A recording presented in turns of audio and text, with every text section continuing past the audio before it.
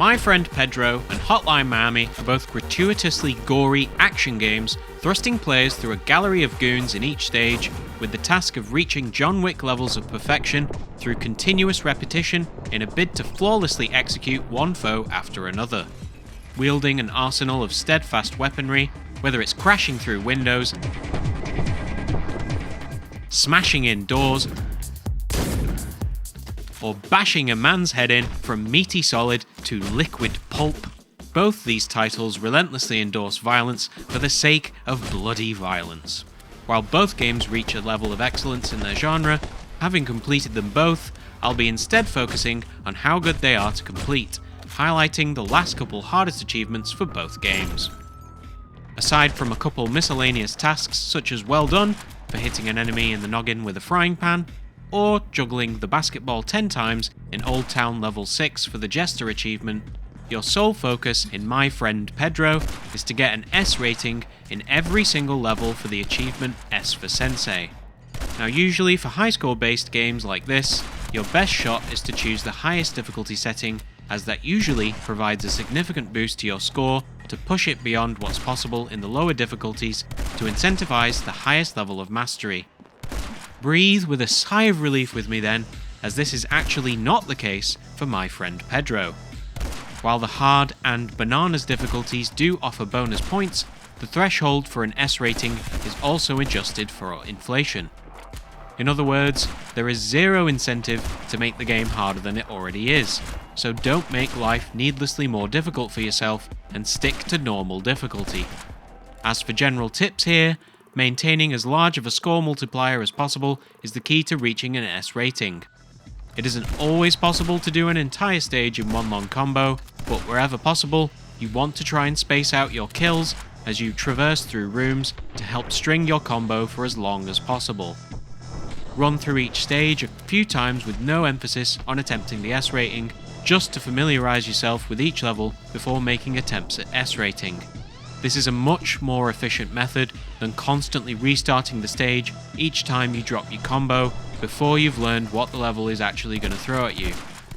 Bonus points are awarded for both killing every enemy in a stage and doing it without dying, although given the need to maintain your combos and being given more bonus points for taking less time, you'll often be picking up both these bonuses regardless. Other than that, it's just about going through each level and practicing it over and over again. Make sure you're using the dodge and bullet time both frequently, the former because if you get hit by an enemy, you will significantly reduce the amount of time left in your combo before it expires, and the latter because it can allow you to make precise shots and movements in a pinch, and each enemy that you kill will refill it again. On normal mode, it has a very long duration, so unless a room is empty of enemies, you can basically just leave it on without any worries. And then it's just rinse and repeat and have patience as you complete each level. The only one which kind of breaks this mold is the internet, which is, I think, the last area of the game, level 4, where you have to get through the level without triggering any alarms, and you get a significant amount of bonus points for doing so. That one, you really just have to learn exactly how you need to move through it in an efficient of a way as possible. I will link someone's helpful guide in the description below for that level in particular, as I think if there's going to be one level that stops you from doing this achievement, that's the one. On to Hotline Miami now, and similarly for this game, you're going to need to get an A+ on all the chapters of the game. Now, this is more easily achieved once you've unlocked the Frog Mask, which you get from getting a high score in Chapter 13, Assault, so make sure that you do that before you start attempting any of these, as it's going to make your life a lot easier once you have an extended combo window. From there, you just need to go through all the chapters and get the A+ rating. Notably, that does include the levels that feature the biker in the epilogue, but it does not include the special chapter Exposed or the bonus chapter Highball. To get A+ in a chapter, there are a few things for you to bear in mind. Number one, you need to keep your combo up as long as you possibly can. The more kills you're chaining together with a higher multiplier, the higher your base score is going to be. You also need to complete the level quite quickly, as there is a time bonus for each level. And you also get bonuses for the variety of weapons and kill types that you're doing. So, as much as possible, you want to be picking up weapons off the floor, throwing them at other enemies, melee weapons, ranged weapons, multiple kills. Using doors as well is just a general good practice, as it's a quite defensive strategy. As you complete each level in sequence, you are going to be developing a bit of a rhythm here. Once it all clicks together, the levels do start to flow by more quickly. They're also really short, so it's mostly about mastering a couple encounters. The harder levels, I suppose, are the ones that have a few more flaws than the others, just because essentially it's a few levels stringed together. While there is a certain level of skill that you require for being good at the game in general, you don't actually have to execute that much in a single go to get a level A+. So I think you might actually surprise yourself with the level of difficulty that you'll need to reach here. From this point, we can now switch gears towards the achievement Zookeeper, which is for finding and collecting all the various masks in the game. You will have gotten one mask for each of the levels, well, most of the levels, and that's indicated in the level select screen. You can see this little pixelated image should be coloured in. Don't be fooled by the horse mask for Decadence, though. That is grey anyway, so even when it's filled in, it looks like it's still black and white. Finishing the game and getting the normal ending will give you the chameleon mask, so that should be added in as well.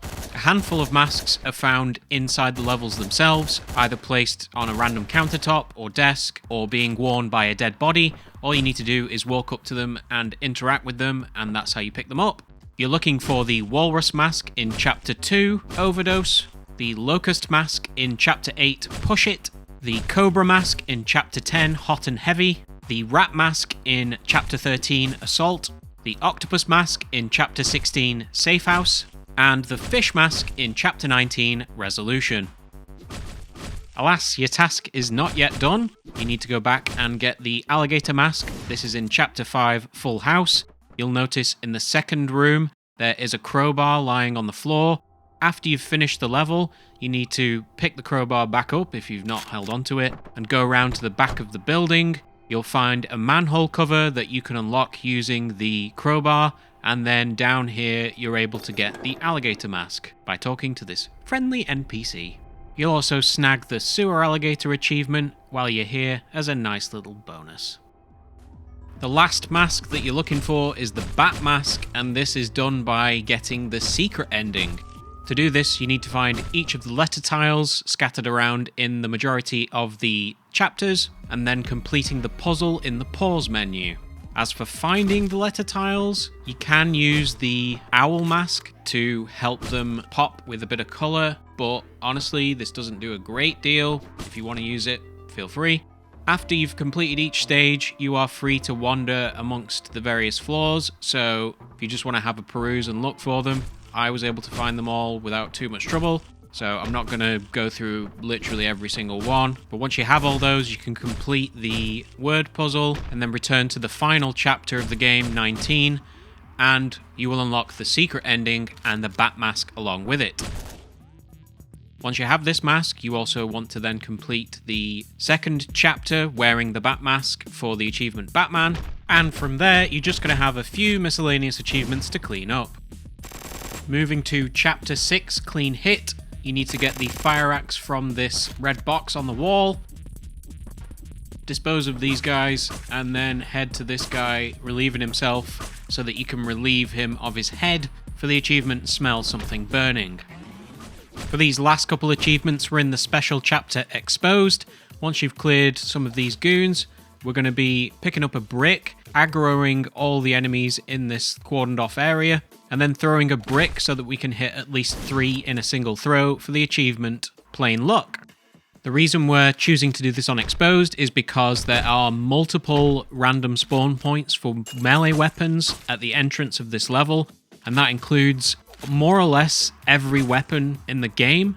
If a brick isn't appearing, you can just cycle through and just keep dying so that you get another roll on what weapons appear until you get a brick. This is then also useful for the achievement Always on Top, which requires us to do every ground kill in the game. The list of weapons that qualify for this achievement is quite long. I'll link to the full list of weapons in the description below. There are only a few that are specific to certain levels that you will need to pin down. The ones I expect you'll be missing are the frying pan, pool cue, pot, and drill. Note that the pool cue and pot have two different versions. You can break the pool cue and you can empty the pot. You need to perform a ground kill with both versions of those weapons, and then the drill is only usable if you are wearing the locust mask, so don't forget to do that one. And with that, you should have all the ground kills done and gotten the last achievement, Always on Top. So, how would I rate these two games overall in terms of achievements? Well, honestly, Hotline Miami, while it is a very twitchy action game, I think is very manageable in terms of difficulty. The achievements have you covering a broad range of what you need to do in the game, using all the weapons in various ways and achieving the highest possible scores in each level. With the addition of all those masks to offer such a broad range of replayability if you so choose, and the secret ending to pursue as well, I don't see anything stopping me from giving Hotline Miami the full 5 out of 5. For my friend Pedro, I think due to some of the levels being as long as they are, it can get a little bit tedious at times, as you do have to flawlessly execute every aspect of a level in order to get the S rating. Add to that the fact that there are collectibles in the game, but there's no achievement to actually incentivize you to get them all. So I think there's just a little bit of rough edges there that brings this down from a 5 to a 4.5 for my friend Pedro. Make no mistake though, my friend Pedro and Hotline Miami are both excellent games to complete, so if this genre is something that tickles your fancy, definitely give these two a look. Hotline Miami in particular has been out for so long now that you could probably get it for cheap as chips.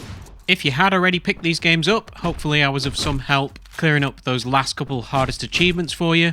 If you've enjoyed the video, please go ahead and leave some feedback and click some of those buttons. It does help the channel out immensely, and I am very grateful to anyone who already has. If there's any games you want to see me complete in future, do let me know. But for now, I'll bid you a good day and see you in the next video.